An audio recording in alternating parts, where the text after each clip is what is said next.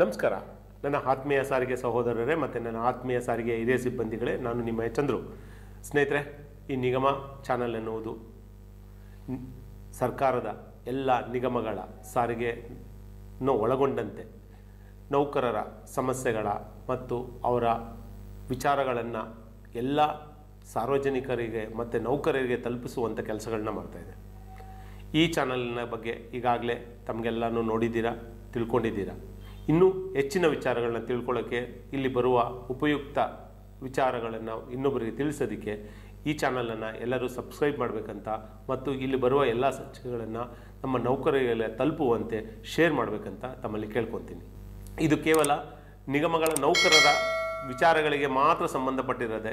ನಮ್ಮ ವೈಯಕ್ತಿಕ ಪ್ರತಿಭೆಗಳನ್ನು ಹೊರಹೊಮ್ಮಿಸುವಂಥ ಕೆಲಸಗಳನ್ನ ಈ ನಿಗಮ ಚಾನಲ್ ಮಾಡೋದ್ರಿಂದ ನಾವೆಲ್ಲರೂ ಹೆಚ್ಚಿನ ಸಂಖ್ಯೆಯಲ್ಲಿ ಈ ಚಾನಲ್ನ ಸಬ್ಸ್ಕ್ರೈಬ್ ಮಾಡಬೇಕಂತ ಈ ಮೂಲಕ ಕೇಳ್ಕೊತಾ ಇದ್ದೀನಿ. ವೀಕ್ಷಕರೇ ನಮಸ್ಕಾರ, ನಿಗಮ ವಾಹಿನಿಗೆ ಆತ್ಮೀಯವಾದ ಸ್ವಾಗತ. ಎಂದಿನಂತೆ ಸಾಧಕರ ಹಾದಿ ಕಾರ್ಯಕ್ರಮದಲ್ಲಿ ಇವತ್ತು ವಿಶೇಷ ಆಹ್ವಾನಿತರಾಗಿ ಕೆಎಸ್ಆರ್ಟಿಸಿ ನೌಕರರ ಕೂಟದ ಅಧ್ಯಕ್ಷರಾದಂತಹ ಶ್ರೀಯುತ ಚಂದ್ರಶೇಖರ್ ಅವರು ನಮ್ಮ ಜೊತೆ ಪಾಲ್ಗೊಂಡಿದ್ದಾರೆ. ಸರ್ ನಮಸ್ಕಾರ, ಆತ್ಮೀಯವಾದ ಸ್ವಾಗತ sir. Thank you sir. Sir, ನೀವು ನಿಗಮ ಸೇರಿದ ಯಾವಾಗ, ನಿಮ್ಮ ವಿದ್ಯಾರ್ಹತೆ ಮತ್ತೆ ಸಂಕ್ಷಿಪ್ತವಾಗಿ ನಿಮ್ಮ ಪರಿಚಯ? ಸರ್, ನಾನು 2004ರ ಬ್ಯಾಚ್ ಅಲ್ಲಿ ನಾನು KSRTC ಗ್ರಾಮಾಂತರ ವಿಭಾಗಕ್ಕೆ ನಾನು ಚಾಲಕ ಕಮ್ ನಿರ್ವಾಹಕನಾಗಿ ನೇಮಕಗೊಂಡೆ. ಮೊದಲನೇದಾಗಿ ನನಗೆ ಗ್ರಾಮಾಂತರ ವಿಭಾಗದಲ್ಲಿ ಚನ್ನಪಟ್ಟಣ ಘಟಕಕ್ಕೆ 2004ರಿಂದ 2016ವರೆಗೂ ನಾನು ಚನ್ನಪಟ್ಟಣ ಘಟಕದಲ್ಲಿ ಚಾಲಕ ಕಮ್ ನಿರ್ವಾಹಕನಾಗಿ ಕರ್ತವ್ಯ ನಿರ್ವಹಿಸ್ತಾ ಇದ್ದೆ. ಅಲ್ಲಿಂದ ಯಾಕೋ ಒಂದ್ ಸ್ವಲ್ಪ ಬದಲಾವಣೆ ಬೇಕು ಅನ್ಸ್ತು. ಅದಕ್ಕೋಸ್ಕರ ಮತ್ತೆ 2016ರಲ್ಲಿ BMTCಗೆ ನಾನು ಇನ್ ಸರ್ವಿಸ್ ಅಲ್ಲಿ BMTCಗೆ ಬಂದೆ. BMTCಯಲ್ಲಿ ನಾನು ಚಾಲಕನಾಗಿ ವೃತ್ತಿಯನ್ನ ನಾನು ಮಾಡ್ತಾ ಇದ್ದೆ ಸರ್. ಓಕೆ, ನಿಮ್ಮ ವಿದ್ಯಾರ್ಹತೆ ಸರ್? ಸರ್, ನಾನು ವಿದ್ಯಾರ್ಹತೆ ಅಂದ್ರೆ ನಾನು MA ಸೋಶಾಲಜಿಯಲ್ಲಿ ಮಾಡ್ಕೊಂಡಿದ್ದೀನಿ. ಮತ್ತೆ ನಾನು MA ಸೋಶಾಲಜಿ ಮಾಡ್ಕೊಂಡು ಕೆಲವೊಂದು ಈ ಹೋರಾಟಗಳಿಗೆ ಬರೋದಕ್ಕೆ ಮೊದಲೇ ನನಗೆ ಒಂದು ಕೆಲವೇ ದಿನಗಳಲ್ಲಿ ಏನಂದ್ರೆ ಸಂಸ್ಥೆಗೆ ಸೇರಿದ ಕೆಲವೇ ದಿನಗಳಲ್ಲಿ ನನಗೆ ಒಂದು ಯಾಕೋ ಇನ್ಸೆಕ್ಯೂರಿಟಿ ಫೀಲಿಂಗ್ ಬರೋಕ್ ಸ್ಟಾರ್ಟ್ ಆಯ್ತು. ಇದು ಸರ್ಕಾರಿ ನೌಕರರಲ್ಲ, ನಾವು ಬಂದಿದ್ದೆ ಇದು ಸರ್ಕಾರಿ ನೌಕರರು ಅಂತ ನಾವು ಬಂದಿದ್ದು. ಅದೇ 2008-09 ಯಾವುದೋ ಒಂದು ಕಾರಣಾಂತರಗಳಿಂದ ಗೊತ್ತಾಗಕ್ ಸ್ಟಾರ್ಟ್ ಆಯ್ತು, ಇದು ಸರ್ಕಾರಿ ನೌಕರರಲ್ಲ, ಇಲ್ಲಿ ಸರ್ಕಾರಿ ಸವಲತ್ತುಗಳು ಏನು ಇಲ್ಲ ಅನ್ನೋದು ನಮ್ಗೆ ಗೊತ್ತಾದ್ಮೇಲೆ ನಾನೇನ್ ಮಾಡಿದೆ, ಕಾಂಪಿಟೇಟಿವ್ ಎಕ್ಸಾಮ್ ಕಡೆ ನಾನು ವಾಲ್ಬಿಟ್ಟೆ ಸರ್. ಅವಾಗ ನಾನು ಎಲ್ಲಾ ಎಕ್ಸಾಮು ತಗೊಳಕ್ ಸ್ಟಾರ್ಟ್ ಮಾಡಿದೆ. SDA, FDA, PDO, KAS, IAS ಅಂತ ನನ್ನ ಜರ್ನಿ ಸ್ಟಾರ್ಟ್ ಮಾಡಿದೆ. ಸೊ ಅದಾದ್ಮೇಲೆ ನನ್ನ ಅದೃಷ್ಟವೋ ದುರಾದೃಷ್ಟವೋ ಒಂದು ಗೊತ್ತಿಲ್ಲ, ಕೆಲವೇ 0.5, 0.1 ಇಂಟರ್ವ್ಯೂವರೆಗೂ ಹೋಗೋದು, ಮತ್ತೆ ಡಾಕ್ಯುಮೆಂಟ್ ವೆರಿಫಿಕೇಶನ್ ವರ್ಗು ಹೋಗ್ಬಾರ್ದು, 1:3 ವರ್ಗು ಬರೋದು. ಆಮೇಲೆ ಅಲ್ಲಿ ಕಾರಣಾಂತರಗಳಿಂದ ಹೊರಗಡೆ ಬೀಳೋದು. 2012 KS ಬ್ಯಾಚ್ ಅಲ್ಲಿ ಪ್ರಿಲಿಮ್ಸ್ ಪಾಸ್ ಮಾಡಿ ಮೈನ್ಸ್ ಬರ್ದಿದ್ದೆ. ತದನಂತರ IAS 2 ಅಟೆಂಪ್ಟ್ IAS ತಗೊಂಡಿದ್ದೆ. ಆಮೇಲೆ ಯಾವಾಗ ನನಗೆ ಕೆಲಸ ಬೇಕು ಅಂತ ಅಪೇಕ್ಷೆ ಪಡ್ತಾ ಇದ್ನೋ ಅವಾಗ ಸಿಗ್ಲಿಲ್ಲ ಅದು. ತದನಂತರ ಒಂದ್ಸಲಿ ಸಿಕ್ತು, ಕಾಲ ಮೀರಿ ಹೋಗಿತ್ತು. ಈ ಸಮಸ್ಯೆಗಳ ಜಂಜಾಟದಿಂದ ಎಲ್ಲರನ್ನ ಬಿಟ್ಟು ಹೋಗಕ್ಕಾಗ್ದಿರ ಕೆಲಸಕ್ಕೆ ಹೋಗಕ್ಕಾಗ್ಲಿಲ್ಲ. ಆ ವಿಚಾರ ಅಲ್ಲಿಗೆ ಸಾಕು ಅನ್ಸ್ಕೊಂತೀವಿ. ಅಂದ್ರೆ ನೀವು KS ಪಾಸ್ ಮಾಡಿ ಕೂಡ ನೀವು ಅಲ್ಲಿಗೆ ನಿಮ್ನ ತೊಡಗಿಸ್ಕೊಳ್ಳಿಲ್ಲ? ಖಂಡಿತ ಸರ್, ಯಾಕ ಇನ್ನೊಂದು ಸ್ವಲ್ಪ ಪ್ರಯತ್ನ ಪಡ್ಬೋದಾಗಿತ್ತೇನೋ ಅಷ್ಟೇ. ಅಷ್ಟೊಳಗಡೆ ನಾನು ಈ ಹೋರಾಟಗಳಲ್ಲಿ ಬಂದಿದ್ರಿಂದ ಅದನ್ನ ಅಲ್ಲಿಗೆ ಡ್ರಾಪ್ ಮಾಡ್ಬೇಕಾಯ್ತು. ಅಂದ್ರೆ ಒಬ್ರು ವಿದ್ಯಾವಂತರಾಗಿ ಇವತ್ತು ಸಂಘಟನೆಗಳ ಜೊತೆಲಿದ್ದು ಅವ್ರಿಗೆ ಬೆನ್ನೆಲುಬಾಗಿ ನಿಂತಿದ್ದೀರಿ.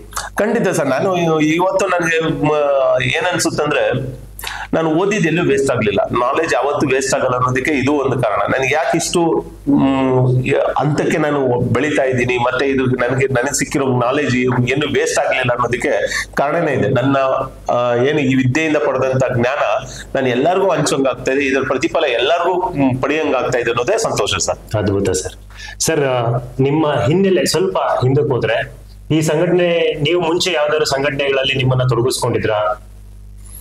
ಖಂಡಿತ ಸರ್, ನಾನು 2009 ಅದರಲ್ಲಿ ಕೆಲವು ಸಣ್ಣ ಪುಟ್ಟ ಸಮಸ್ಯೆಗಳಿಂದ ನಾನು ಒಬ್ರು ವ್ಯಕ್ತಿಯ ಕಡೆಯಿಂದ ನಾನು ಒಂದು ಸಂಘಟನೆಗೆ ಮಾನ್ಯತೆ ಪಡೆದ ಸಂಘಟನೆಗೆ ನಾನು ಬರಕ್ ಸ್ಟಾರ್ಟ್ ಮಾಡಿದೆ. ಸಂಘಟನೆ ಅಂದ್ರೆ ಏನು, ಸಂಘಟನೆ ವಿಚಾರಗಳಂದ್ರೇನು ಅಂತ ಅಲ್ಲಿಂದಲೇ ನಾನು ಶುರು ಮಾಡಿದ್ದಿಲ್ಲ ಅಂತ. ಆದ್ರೆ ಅಲ್ಲಿ ಬಂದ ಮೇಲೆ ನನಗೆ ಗೊತ್ತಾಗಿದ್ದೇನೆಂದ್ರೆ, ಎಲ್ಲೋ ಒಂದು ಕಡೆ ನಿಂತು ನೀರಾಗಿದ್ರು ಅದೇ ವಿಚಾರಗಳು, ಹಳೇ ವಿಚಾರಗಳು. ಬೆಕ್ಕು ಗಂಟೆ ಕಟ್ಟೋ ವಿಚಾರ ಯಾರಿಲ್ಲ, ಬರೀ ಬೆಕ್ಕು ಬಂದು ಇಲಿಗಳನ್ನ ತಿಂತಾ ಇದೆ ಅಂತ ಹೇಳ್ಕೊಂಡು ಅಳೋರೇ ಇದ್ರು ಹೊರತು ಅಲ್ಲಿ ಬೆಕ್ಕು ಗಂಟೆ ಕಟ್ಟೋರೇ ಇರ್ಲಿಲ್ಲ. ನಾನು ನೋಡಿ ನನಗೂ ಇದ್ಯಾಕೋ ಇದು ಸರಿಯಾದ ಕ್ರಮ ಅಲ್ಲ. ಮತ್ತೆ ಒಂದು ಕಾಲಘಟ್ಟದಲ್ಲಿ ಇದೇ KS ವಿಚಾರದಲ್ಲಿ, ಕಾಂಪಿಟೇಟಿವ್ ಎಕ್ಸಾಮ್ ವಿಚಾರದಲ್ಲಿ ನಮ್ಮ ಸಂಸ್ಥೆ ಕಾಲ್ಫಾರ್ಮ್ ಮಾಡಿದ ಪೋಸ್ಟ್ಗಳಿಗೆ ಅವ್ರಿಗೆ ಒಂದು ಸ್ವಲ್ಪ ಸಮಸ್ಯೆಗಳಿತ್ತು ಅಂತ ಅವ್ರ ಹತ್ರ ಮಾತಾಡಕ್ ಹೋಗಿದೆ. ಯಾಕಂದ್ರೆ ಇನ್ ಸರ್ವಿಸ್ ಅವರು ಬರೋಕ್ಕೆ ಸಾಕಷ್ಟು ಟರ್ಮ್ಸ್ ಅಂಡ್ ಕಂಡೀಷನ್ಸ್ ಆಗ್ತಾರೆ ಸರ್ ನಮ್ಮ ಡಿಪಾರ್ಟ್ಮೆಂಟ್ ಅಲ್ಲಿ. ಅದು ನಮ್ಗೆ ಯಾಕೋ ನಮ್ಮ ಚಾಲಕ, ನಿರ್ವಾಹಕರು ಮತ್ತೆ ನಮ್ಮ ತಾಂತ್ರಿಕ ಸಿಬ್ಬಂದಿಗಳು ಆ ಉನ್ನತ ಹುದ್ದೆಗಳಿಗೆ ಹೋಗಕ್ಕೆ ಸಾಕಷ್ಟು ಅಡೆತಡೆಗಳು ಇದಾವೆ. ಅದ್ರ ಬಗ್ಗೆ ನಾನು ಕೇಳಿದಾಗ ಅವರು ಕೊಟ್ಟಂತ ಉತ್ತರಗಳು ನಿಜಗಳು ನನಗೆ ಆಘಾತ ಮತ್ತೆ ಇಂಥ ಸಂಕುಚಿತ ಮನೋಭಾವನೆಯಲ್ಲಿ ನಮ್ಮ ಸಂಘಟನೆ ನಾಯಕರಿದ್ದಾರೆ ಅನ್ಸ್ಬಿಡ್ತು. ಅವತ್ತು ನನಗೆ ಯಾಕೋ ಈ ಸಂಘಟನೆಗಳು ನೌಕರರ ಪರ ಇದ್ದಾವ ಇಲ್ವಾ ಅನ್ನೋ ರೀತಿಯಲ್ಲಿ ನನಗೆ ಭಾಸ ಆಗೋಕೆ ಸ್ಟಾರ್ಟ್ ಮಾಡಿ ಅಲ್ಲಿಂದ ನನಗೆ ಒಂದ್ ಸ್ವಲ್ಪ ಅಲ್ಲಿಂದ ಹಿಂದಕ್ಕೆ ಸರಿದೆ. ಬಟ್ 2012-13ರಲ್ಲಿ ಸಕ್ರಿಯವಾಗಿ ನಾನು ಇವರ ಮಾನ್ಯತೆ ಪಡೆದ ಸಂಘಟನೆಗಳು ಮಾಡಿದ ಮುಷ್ಕರದಲ್ಲಿ ಭಾಗವಹಿಸಿ ಆ ಮುಷ್ಕರಗಳನ್ನ ಒಂದು ಚನ್ನಪಟ್ಟಣ ಘಟಕಗಳಲ್ಲಿ ಯಶಸ್ವಿ ಆಗೋದಕ್ಕೂ ಕಾರಣಕರ್ತರಾಗಿದ್ವಿ ಸರ್. ಆ ಸಂಘಟನೆ ಯಾವ್ದಂತ ತಿಳ್ಕೊಬೋದಾ ಸರ್? ಖಂಡಿತ ಸರ್. ಮಾನ್ಯತೆ ಪಡೆದ ಸಂಘಟನೆ ಅಂದ್ರೆ ನಾವು ಈಗ ಎಲ್ಲರೂ ಗೊತ್ತಿರಂಗೆ AITUC ಅನ್ನೋ ಮಾನ್ಯತೆ ಪಡೆದ ಸಂಘಟನೆಯಲ್ಲೇ ನಾವು ಕೆಲವು ದಿನಗಳು ಅಲ್ಲಿ ನಾವು ಕಾರ್ಯಕರ್ತರಾಗಿ ಕೆಲಸ ಮಾಡಿದ್ವಿ ಸರ್. ಪ್ರಾಬಬ್ಲಿ ನಿಮ್ಮ ಜ್ಞಾನಾರ್ಜನೆ ವಿಚಾರವಾಗಿ ಅಷ್ಟೆಲ್ಲ ನೀವು ತಿಳುವಳಿಕೆ ಇದ್ದಿದ್ರಿಂದ ಒಂದ್ ಸಂಘಟನೆ ಪ್ರಾರಂಭ ಮಾಡಕ್ಕೂ ಕೂಡ ಅದೊಂದು ಅಡಿಪಾಯ ಅಂತ ಅನ್ಕೋತೀರಾ?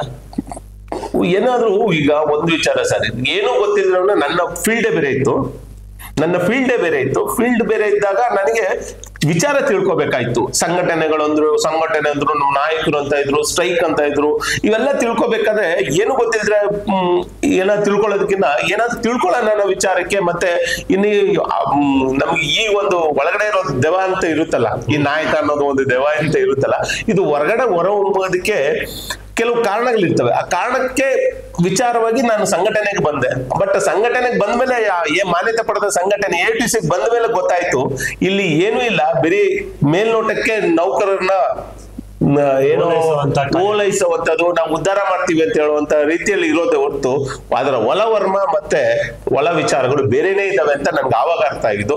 ಆಮೇಲೆ ನಾನು ತಟಸ್ಥವಾಗಿ ಮತ್ತೆ ನನ್ನ ಕಾಂಪಿಟೇಟಿವ್ ಎಕ್ಸಾಮ್ ಕಡೆ ನನ್ನ ಸಕ್ರಿಯವಾಗಿ ನಾನು ಏನ್ ಕೆಲಸ ಮಾಡ್ತಾ ಇದ್ನೋ ಕಾಂಪಿಟೇಟಿವ್ ಎಕ್ಸಾಮ್ ಕಡೆ ನಾನು ತಿರುಗಿಬಿಟ್ಟಿದ್ದೆ ಸರ್. ಅದ್ರ ನಂತರ ಸಂಘಟನೆ ಪ್ರಾರಂಭ ಮಾಡೋ ಆಲೋಚನೆ ಬಂದಿದ್ಯಾ ಸರ್? ಖಂಡಿತ ನನಗೆ ಸಂಘಟನೆ ಪ್ರಾರಂಭ ಮಾಡಬೇಕು, ಇಷ್ಟು ದೊಡ್ಡ ಮಟ್ಟಕ್ಕೆ ಇದು ಬೆಳವಣಿಗೆ ಆಗುತ್ತೆ ಅಂತ ನಾನು ಯಾವತ್ತೂ ಅನ್ಕೊಂಡವನಲ್ಲ. ಇದು ಅನ್ಎಕ್ಸ್ಪೆಕ್ಟೆಡ್ ಎಂಟ್ರಿ ಇದು. ಅಂದ್ರೆ 2017ರಲ್ಲಿ ಸರ್ಕಾರಿ ನೌಕರರಿಗೆ 6ನೇ ವೇತನ ಆಯೋಗ ಆದಾಗ ನನಗೆ ಒಂದು ಸ್ವಲ್ಪ ಲೆಕ್ಕಾಚಾರ ಮಾಡ್ತಾ ಇದ್ದೆ, ಮೊದ್ಲಿಂದನೂ ನಾವು ಲೆಕ್ಕಾಚಾರ ಮಾಡ್ತಾ ಇದ್ದೆ. ಆದ್ರೆ 6ನೇ ವೇತನ ಆಯೋಗ ಆದಾಗ ನಮಗೆ ಅಲ್ಲಿದ್ದವ್ರಿಗೆ ಕಂಪ್ಯಾರಿಸನ್ ಮಾಡಿದಾಗ ಅಜಗಜಾಂತರ ವ್ಯತ್ಯಾಸ ಮತ್ತೆ ವೇತನದಲ್ಲಿ ತಾರತಮ್ಯಗಳು ಬರಕ್ ಸ್ಟಾರ್ಟ್ ಆಗೋಯ್ತು. ಇದನ್ನ ನಾನು ಏನ್ ಮಾಡೋದು ಅನ್ನೋದಕ್ಕೆ ಅದರಲ್ಲಿ ನನ್ನ ಕೆಲವು ಸ್ನೇಹಿತರುಗಳೆಲ್ಲ ಕೂತ್ಕೊಂಡು ಹೇಳ್ತಾ ಇದ್ರು, ಏನಾದ್ರೂ ಮಾಡ್ಬೇಕಲ್ಲ ಅಂತ. ಸತ್ಯಗಳು ಈ ಒಂದು ವಿಚಾರದಲ್ಲಿ, ಈ ವೇತನ ತಾರತಮ್ಯ ವಿಷಯದಲ್ಲಿ ನಾನೇ ಮೊದಲಂತ ನಾನು ಯಾವತ್ತೂ ಹೇಳ್ಕೊಳ್ಳಲ್ಲ.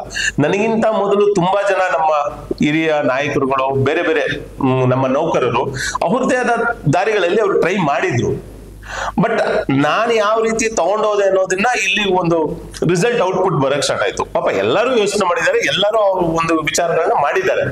ಅದ್ರಲ್ಲಿ ನಾನೇನ್ ಮಾಡಿದೆ, ಮೊದಲನೇದಾಗಿ 6ನೇ ವೇತನ ಆಯೋಗ ಆದಾಗ ನನಗೆ ಇದನ್ನ ಬರೀ ನಾನು ಒಬ್ಬರನ್ನ ಪತ್ರ ಬರೆಯೋದ್ರಿಂದನೋ ಅಥವಾ 4 ಜನ ಸೇರಿ ಯಾರಾದ್ರೂ ಮನವಿ ಕೊಡೋದ್ರಿಂದ ಸಾಧ್ಯ ಇಲ್ಲ. ಇದು ಮಾಸ್ ಆಗಿ ರೆವಲ್ಯೂಷನರಿ ಮಾಡಬೇಕು ಅನ್ನೋದನ್ನ ಒಂದು ವಿಚಾರನ ಮುಂದಿಟ್ಕೊಂಡು ಅಂದಿನ ಮುಖ್ಯಮಂತ್ರಿಗಳಾಗಿದ್ದ ಸಿದ್ದರಾಮಯ್ಯ ಸಾಹೇಬರಿಗೆ ನಾನು ಆವಾಗ್ಲೇ ಪತ್ರ ಚಳುವಳಿ ಅಂತ ಮಾಡಕ್ ಸ್ಟಾರ್ಟ್ ಮಾಡಿದ್ರು. ಪತ್ರ ಚಳುವಳಿ ಮೂಲಕ ಇದು ಸ್ಟಾರ್ಟ್ ಆಗಿದ್ದು ಸರ್. ಸಾರಿಗೆ ನೌಕರನ್ನ ಸರ್ಕಾರಿ ನೌಕರಂತ ಘೋಷಣೆ ಮಾಡಿ ಸರ್ಕಾರಿ ನೌಕರರಿರುವ ಸೌಲಭ್ಯಗಳನ್ನ ಕೊಡಿ ಅನ್ನೋದು ಒಂದು ಪತ್ರ ಚಳುವಳಿ ಮೂಲಕ ನಾನು ಅದನ್ನ ಪ್ರಾರಂಭ ಮಾಡಿದ್ದು.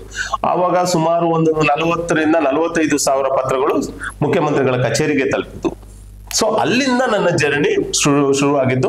ಆವಾಗ ನನಗೆ ಅನ್ಸಿದ್ದು ಅದಕ್ಕೆ ನನಗೆ ಏನಾದ್ರೂ ಒಂದು ಮಾಡ್ಕೋಬೇಕಲ್ಲ, ಏನಾದ್ರೂ ಒಂದು ಇದನ್ನ ಮುಂದಕ್ಕೆ ಎತ್ಕೊಂಡು ಹೋಗ್ಬೇಕಂದ್ರೆ ನನಗೆ ಜನಗಳನ್ನ ಅವತ್ತು ನಾನು ಡ್ಯೂಟಿ ಮಾಡ್ಕೊಂಡೇ ಮಾಡ್ಬೇಕಾಯ್ತು. ಡ್ಯೂಟಿ ಯಾಕಂದ್ರೆ ನಾನು ಇದನ್ನೇ ನಂಬ್ಕೊಂಡಿದ್ದವನು, ನನ್ನ ಫ್ಯಾಮಿಲಿ ನಾವು ಇದೇ ನಂಬ್ಕೊಂಡಿದ್ದೆವು, ಡ್ಯೂಟಿನೇ ನಂಬ್ಕೊಂಡಿದ್ರಿಂದ ನಾನು ಡ್ಯೂಟಿ ಮಾಡ್ಕೊಂಡು ಏನಾದ್ರು ಮಾಡ್ಬೇಕಂತ ಅನ್ಕೊಂಡು ಯೋಚನೆ ಮಾಡ್ಬೇಕಾದ್ರೆ ನನಗೆ ಸಿಕ್ಕಂತ ಪ್ಲಾಟ್ಫಾರ್ಮ್ ಏನಂದ್ರೆ ಈ ಸಾಮಾಜಿಕ ಜಾಲತಾಣ. ಇದನ್ನ ಸಂಪೂರ್ಣವಾಗಿ ಬಳಸ್ಕೊಂಡಿದ್ದು ಈ ನಮ್ಮ ನೌಕರರ ಕೂಟ. ನಾವು ಇದನ್ನ ಏನು ಮಾಡಲಿಲ್ಲ, ನಾವು ಸರ್ಕಾರಿ ನೌಕರಿಗೆ ಇರುವ ವೇತನ ಸವಲತ್ತುಗಳನ್ನ ಸಾಮಾಜಿಕ ಜಾಲದ ವಾಟ್ಸ್ಆಪ್ ಫೇಸ್ಬುಕ್ಗಳಲ್ಲಿ ಹರಡಿಸಕ್ಕೆ ಒಂದನ್ನು ಪ್ರಾರಂಭ ಮಾಡಿದ್ವಿ. ಆವಾಗ ಜನ ತನಗ್ ತಾನೇ ಜಾಗೃತರಾದ್ರು. ಅದಕ್ ಮೊದಲು ಬಾವಿಲಿರೋ ಕಪ್ಪೆ ತರ ಇದ್ದ ನಾವೆಲ್ಲರೂ ಎಲ್ಲೋ ಒಂದು ಕಡೆ ಇಲ್ಲ ನಾವಿರೋದು ಸರಿ ಅಲ್ಲ, ನಮ್ಮದೇ ಆದ ಒಂದು ವಿಚಾರಗಳು ಬೇರೆ ಇತ್ತು ಅನ್ನೋದನ್ನ ತಿಳ್ಕೊಂಡು ಅದು ಮುಂದೆ ಬರೋಕ್ ಸ್ಟಾರ್ಟ್ ಆಯ್ತು. ತದನಂತರ ಅದೇ ಟೈಮ್ಗೆ ಎಲೆಕ್ಷನ್ ಡಿಕ್ಲೇರ್ ಆಯ್ತು. ಎಲೆಕ್ಷನ್ ಡಿಕ್ಲೇರ್ ಆಗಿದ ತಕ್ಷಣ ನಾವು ಆವಾಗ ಮಾಜಿ ಮುಖ್ಯಮಂತ್ರಿಗಳಾದ ಕುಮಾರಸ್ವಾಮಿ ಅವರಿಗೆ ನಾವು ರಾಮನಗರದಲ್ಲಿ ಒಂದು ಮನವಿ ಪತ್ರವನ್ನ ಕೊಟ್ಟಿದ್ವಿ. ಕೊಟ್ಟು ಸಾರಿಗೆ ನೌಕರನ್ನ ಸರ್ಕಾರಿ ನೌಕರ ಮಾಡಿ ಸರ್ಕಾರಿ ನೌಕರಿಗೆ ಸವಲತ್ತುಗಳನ್ನ ಕೊಡಿ ಅಂತ ನಾವು ಅವಾಗ ಒಂದು ಮನವಿ ಮಾಡ್ಕೊಂಡಾಗ ಕುಮಾರಸ್ವಾಮಿ ಮಾಜಿ ಮುಖ್ಯಮಂತ್ರಿ ಕುಮಾರಸ್ವಾಮಿ ಅವರು ಅವಾಗ ನಮಗೆ ಒಂದು ಬಹಿರಂಗವಾಗಿ ಹೇಳಿಕೆ ಕೊಟ್ಟಿದ್ರು. ನಮ್ಮ ಸರ್ಕಾರ ಅಧಿಕಾರಕ್ಕೆ ಬಂದ್ರೆ ಸಾರಿಗೆ ನೌಕರನ್ನ ಸರ್ಕಾರಿ ನೌಕರ ಮಾಡ್ತೀವಿ, ಸರ್ಕಾರಿ ನೌಕರಿಗೆ ಸವಲತ್ತುಗಳನ್ನ ಕೊಡ್ತೀವಿ ಅನ್ನೋ ಮಾತನ್ನ ಅವತ್ತು ಆ ಭಾಷಣದಲ್ಲಿ ಹೇಳಿದ್ರು. ಆದ್ರೆ ಕಾರಣಾಂತರಗಳಿಂದ ಅವ್ರು ಒಂದೇ ವರ್ಷ ಇದ್ದಿದ್ರು. ಆ ಒಂದು ವರ್ಷ ಇದ್ದ ಕಾಲಾವಧಿಯಲ್ಲಿ ನಾವು ಹಲವು ಬಾರಿ ಅವ್ರನ್ನ ಮನವಿ ಮಾಡಿ ಪತ್ರಗಳನ್ನ ನೀಡೋದು, ಅವ್ರು ಹೋದ ಕಡೆ ಎಲ್ಲ ಮನವಿಗಳನ್ನ ಸಲ್ಲಿಸೋದು ಎಲ್ಲ ಮಾಡ್ತಾ ಇದ್ವಿ. ಅದು ಒಂದು ಯಾಕೋ ಮಾಜಿ ಮುಖ್ಯಮಂತ್ರಿಗಳಾದ ಕುಮಾರಸ್ವಾಮಿ ಅವರು ಅದ್ರ ಬಗ್ಗೆ ಇನ್ನೂ ಒಂದ್ ಯಾವ ರಾಜಕೀಯ ವಿಚಾರಗಳೇನೇನಿತ್ತೋ ಅದಾಗ್ಲಿಲ್ಲ. ಸೊ ಅದಾದ್ಮೇಲೆ ನಾವು ಮುಂದೆ ಸರ್ಕಾರಕ್ಕೆ ಅದನ್ನ ಪೋಸ್ಟ್ಪೋನ್ ಮಾಡ್ಕೊಂಡು ಬಂದಿದ್ವಿ. ಅಂದ್ರೆ ನಿಮ್ಮ ಮೊದಲನೇ ಹೆಜ್ಜೆ ಅಂದ್ರೆ ನೀವು ಸಂಘಟನೆ ಪ್ರಾರಂಭ ಮಾಡಿ ಮೊದಲನೇ ಹೆಜ್ಜೆ ಇಟ್ಟಲ್ಲೇ ನೀವು ಜಯ ಕಂಡ್ರಿ. ಜಯ ಕಂಡಿದ್ದಕ್ಕಿಂತ ಅನ್ನೋದಕ್ಕಿಂತನೂ ಪ್ರಾರಂಭ ಅಂತೂ ಅಂಬೆಗಾಲಿ ಇಡ್ತಾನೆ ಒಂದು ಗಟ್ಟಿ ಪಾದನ ಊರು ಅಂತಕ್ಕೆ ಮಾತ್ರ ನಾವು ಸ್ಟಾರ್ಟ್ ಮಾಡಿದ್ವಿ.